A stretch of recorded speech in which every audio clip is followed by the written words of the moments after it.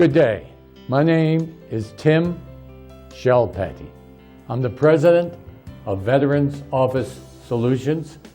Please remember that our slogan is that we are the helping hand for veterans with a hand up, not the hand out.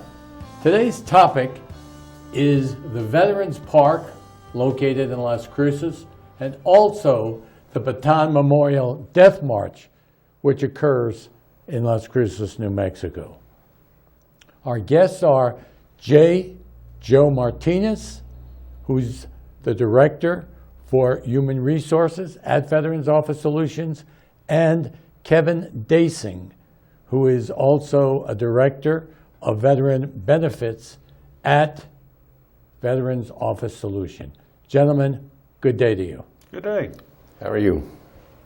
Good, thank you. The first question I'd like to ask is, how did the idea for Veterans Park develop? It's an interesting prospect the way things evolve in a city like Las Cruces, because the closeness that everybody has dictates. And it seems that, I guess it was maybe 25 years ago, about that range of time, there was a subdivision that was planned, and the city was wanting to put some impact fees on each piece of property so that they would have additional funds to be able to build community parks within those neighborhoods. And so the Home Builders Association, being very active in the community as they are today, I think it was a Mr. Eddie Binns, who was either the chairman or one of the board members, that came up with an idea that, why don't we build a park? He said, I have the property, I'm happy to donate some property for a community park, and that way they won't have to put those impact fees on us. And the board took it to a vote, and they decided to go forward with that. And then I guess really probably Kevin knows this better than I.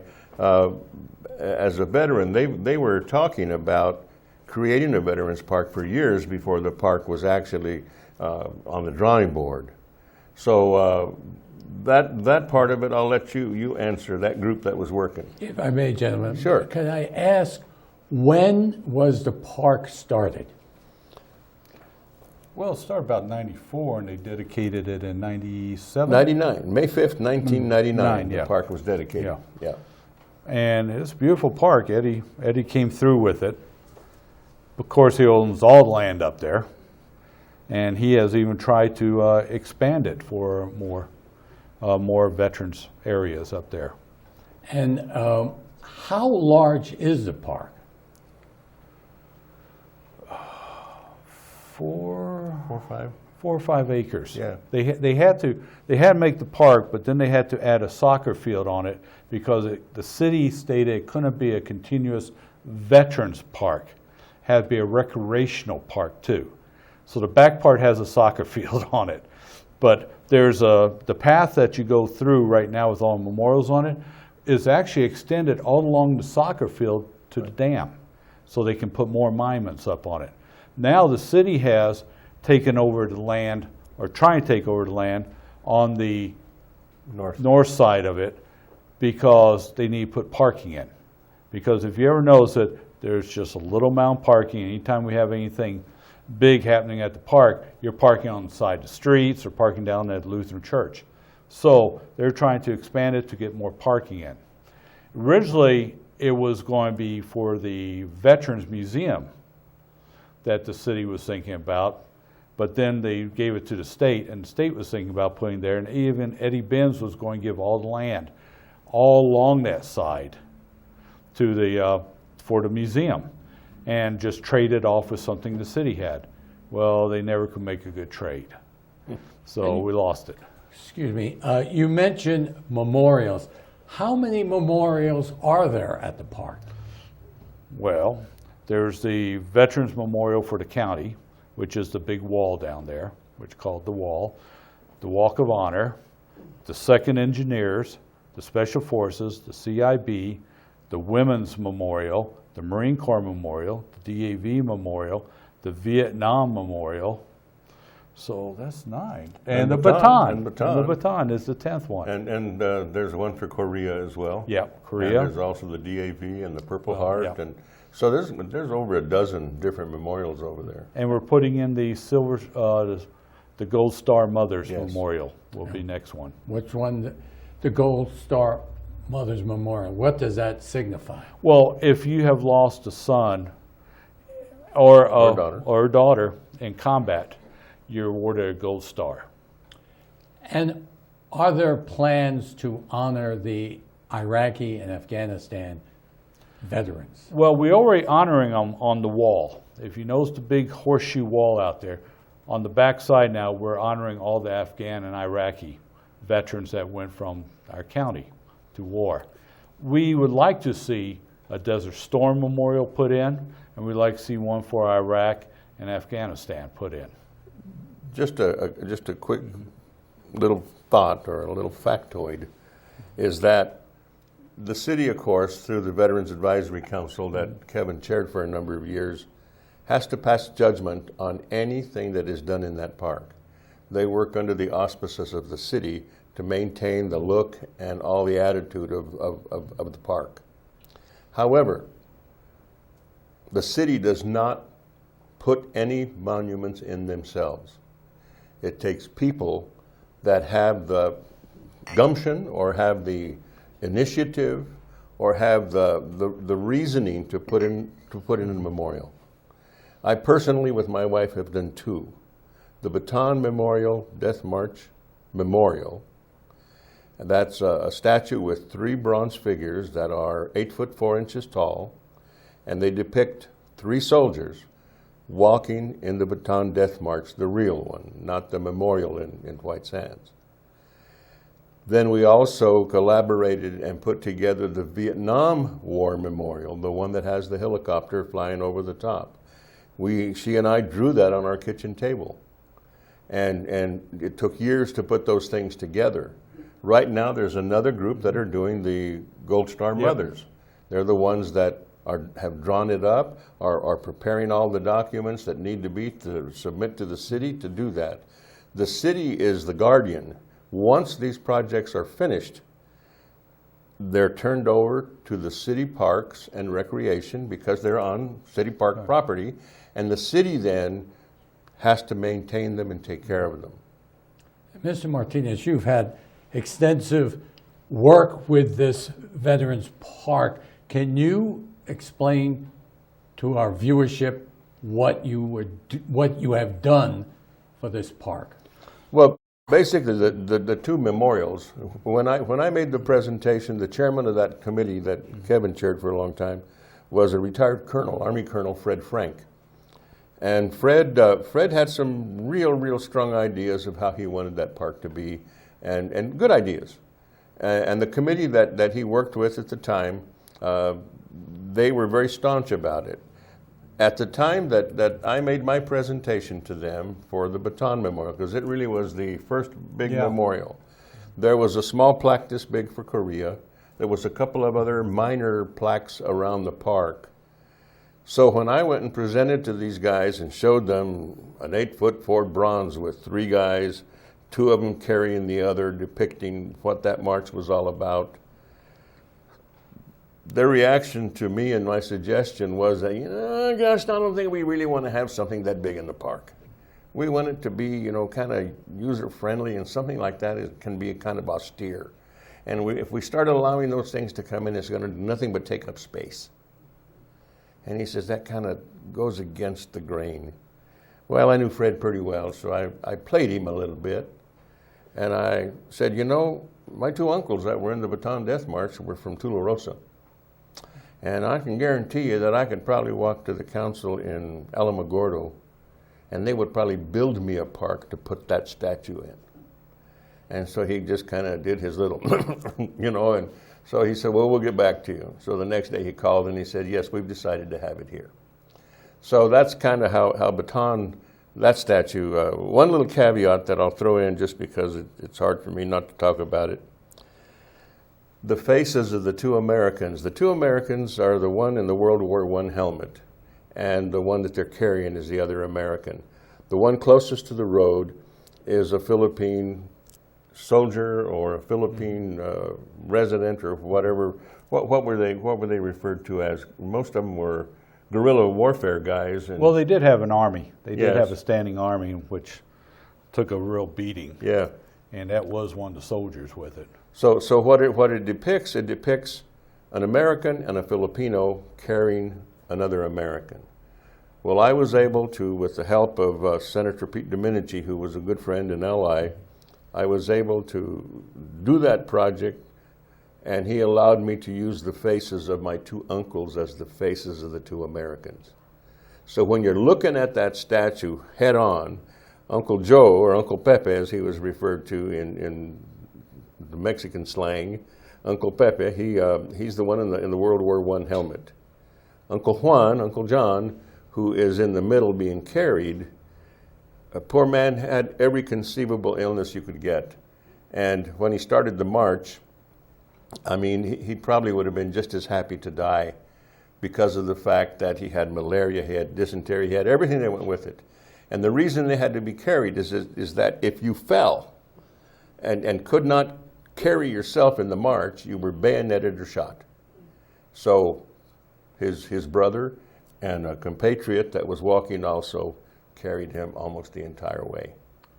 And Mr. Dasing, you were actively involved in the planning of Veterans Park. Can you explain for the viewership what you did?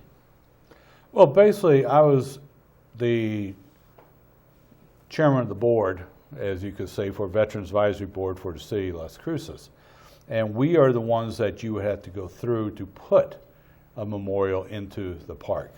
You had to show us all the rhyme and reasons, the plans and everything, how it would affect the people, how it would be helping the veterans, what it would look like in that, before we would approve it. And then once we approved it, we sent it over to Parks and Rec, who would take final notice of it and bring up from the city council. I worked on several of the memorials personally. When the wall I worked on, getting all the names for that. The And when you say the wall, can you explain? The wall what is the that big sir? horseshoe wall. It's the premier memorial of the park, the main memorial of the park. That's who we have names of everybody from this county that served in any type of combat, supposedly any type of combat, all the way up to today's world.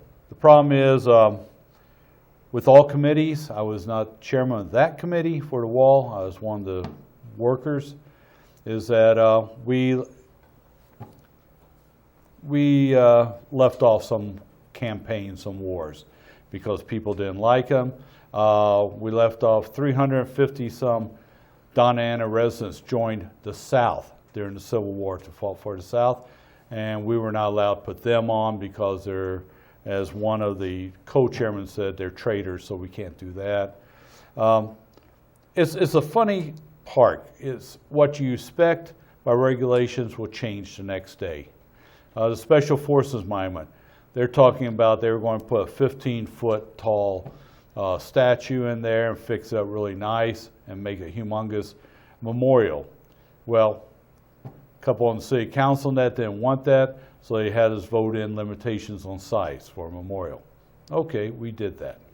The next thing we knew, the Women's Memorial coming out, oh, we're going to have this humongous memorial. It's like, wait, we have regulations. Well, we can't find the regulations today, so we're going to have it.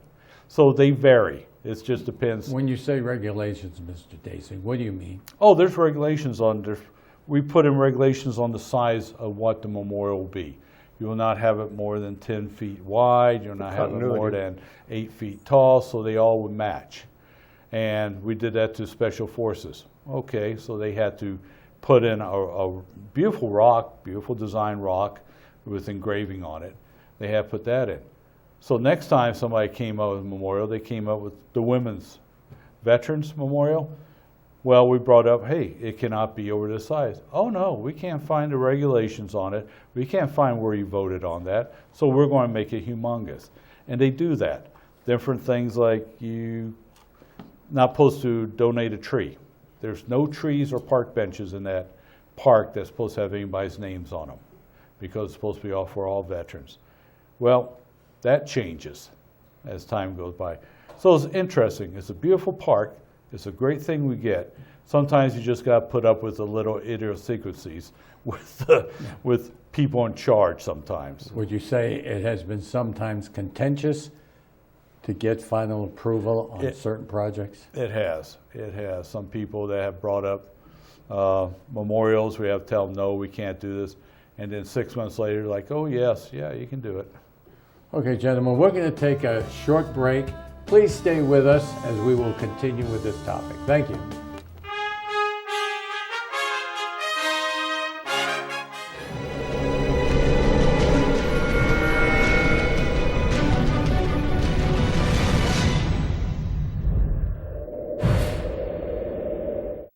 If we want to improve America's healthcare system, let's start by improving the health of Americans. Despite the best doctors, hospitals, and medical advancements, Americans are not as healthy as they should be. We spend too much on treatment and not enough on wellness and prevention. We need a system based on primary care. When patients have a medical home and a long-term relationship with a doctor, the result is a longer, healthier life and reduced medical costs for everyone. Let's make America a place where health is primary.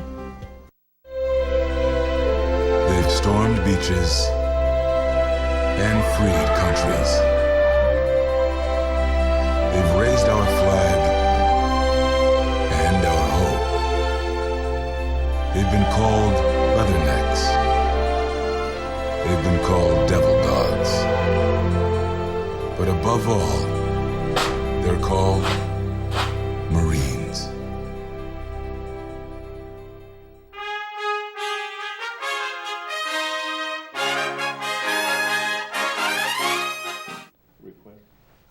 Thank you very much to our viewership for staying with us. Again, we're discussing Veterans Park and the Bataan Memorial Death March, which occurs here in Las Cruces, New Mexico.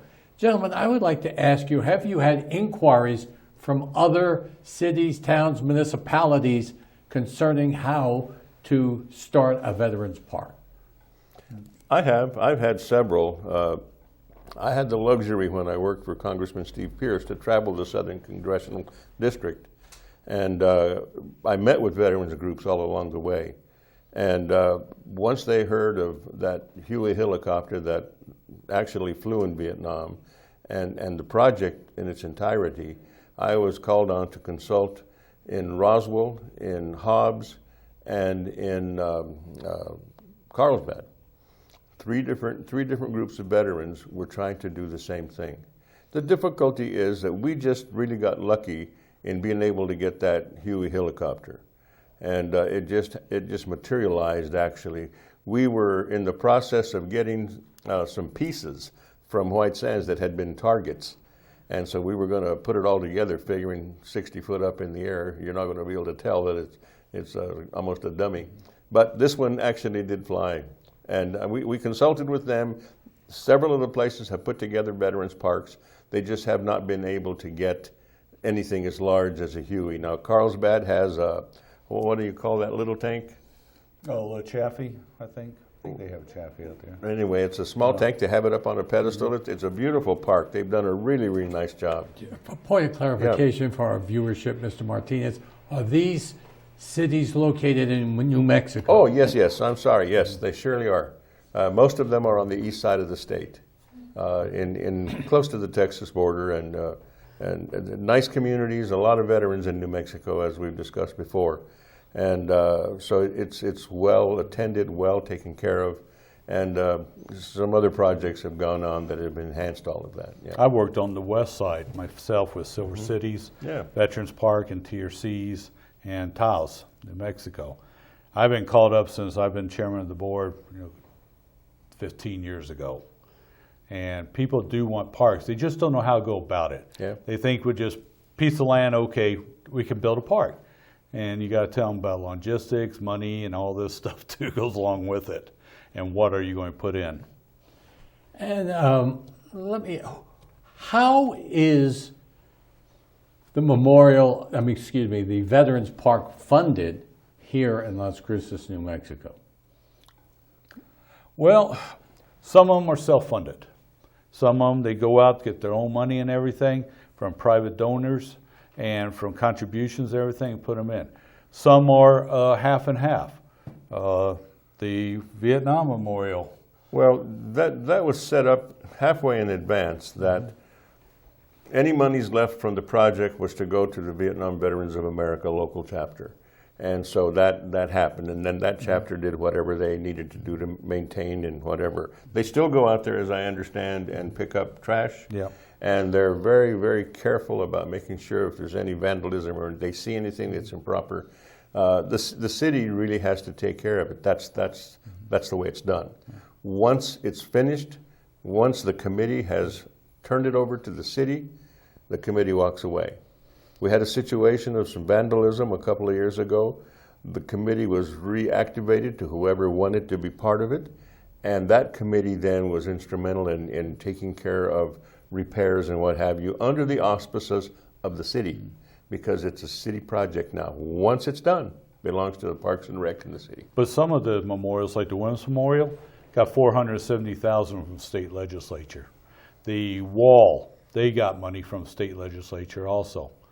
And so sometimes the state will put in money for these memorials with private donations too. Yeah, that's an interesting part of this whole project, you need to make certain that, well, at least it's been my experience, I should say, with the help of Senator Domenici. When I first put together the Bataan statue and the pricing and everything, my wife and I flew to Washington and met with him, and he said, okay, what do you got for me? What's it going to cost? I said, $300,000 is what we have calculated down to do the 3 bronze statues and to do the park and to do everything. He said, okay, I'm pretty sure I can get you $150,000. So I'm thinking, gosh, sir, I said 300, how come 150? I sounded like a little kid asking his dad for a loan. And he said, it's my experience, Joe, that you need to raise half of that money locally, and it gives the people a stake in it. It becomes their monument. If you just do it with outside funds or federal funds or state funds, the people don't really care. I mean, they'll love it, but they're not going to be active in it. Mr. Martinez, when you refer to Senator Domenici, are you referring to the former United States Senator from the state of New Mexico? Yes, sir. United States Senator Pete Domenici from Albuquerque. He was in the Senate for 36 years. And Mr. Dasing, for our viewership, would you explain the Bataan Memorial Death March? Well, what is a death march, not per se, but it's a march to honor those veterans that participated in the death march in 1942 in the Philippines. Like Joe said earlier, 70,000 surrendered, 20,000 were Americans, and they're marched off to the camps. They had marched 66 miles to the camps, and a lot of them died on the way. And then it was just hell on earth after that. It's the largest surrender the U.S. Army has ever partaken in. So what they did was the New Mexico State University RTC decided to do a memorial march to honor them. And so they did it around the college. Mm-hmm. And it worked for a little while until White Sands wanted to get involved. The National Guard wanted to get involved. So they moved out to White Sands. And it's right now one of the precursors for the New York Marathon. If you do the White Sands March, you can get in the New York Marathon now. When you say the White Sands March, how many miles is it? It's 26.2. 26.2 is a certified marathon. And gentlemen, how many participants do you get at these marches? So if you can make it brief. This year was 10,000 signed up. Last year was 8,700. And how many of those participants are from other areas other than New Mexico? Probably over half of them. Yeah, half or more. Yeah, over half. They're from foreign countries too. Yeah. There's 20 different foreign countries that participate in it. And there's military from all these countries and civilians. And Mr. Martinez, you wanted to read something from your uncle's diary. Would you please read that for our viewership? Yes, be happy to. This is a page from my uncle's diary that he wrote in his hand after they were captured and getting ready to start the march. This is dated April 12, 1942. He writes, "Surrendered to the Japs at base camp. Lost my wristwatch and pen and pencil set. Taken by them. Got treated pretty rough. We were very weak. Anyway, nothing to eat and a lot of walking. Walked to Caban that day, slept there, and then on 4/13/42 started again towards San Fernando. Stopped at Orion, started again, getting weaker and weaker. Still, we had nothing to eat. Some of the men were straggling behind, some getting shot or being stabbed with bayonets. Stopped at Pilar for a rest, and there Juan, his brother, had to be carried. He collapsed." That's the page 1 from his diary at the start of the march. Thank you for that excellent explanation, Mr. Joe Martinez. And to you too, Mr. Kevin Dason, thank you for your participation. And again, I would like to make a special appeal to all veterans and active duty servicemen. We need your support. You need to contact your U.S. senators and your U.S. congressmen. You have heard what we've said in the past. We are the one-stop shopping. There's nobody who does this. This is feasible. We have seen it with our own eyes. This is a clinic that will treat the physical and mental ailments. We will be paying a livable wage, more than a minimum limits. So you have to understand that. And we will also be assisting you in training for the job. So we will train you and hire you, and we will do everything necessary. All the resources are there. This is feasible. We have seen it. We have the numbers. Please have your people call Veterans Office Solutions, and we will be happy to talk to them. Thank you for your viewership. Thank you for your support. Good day.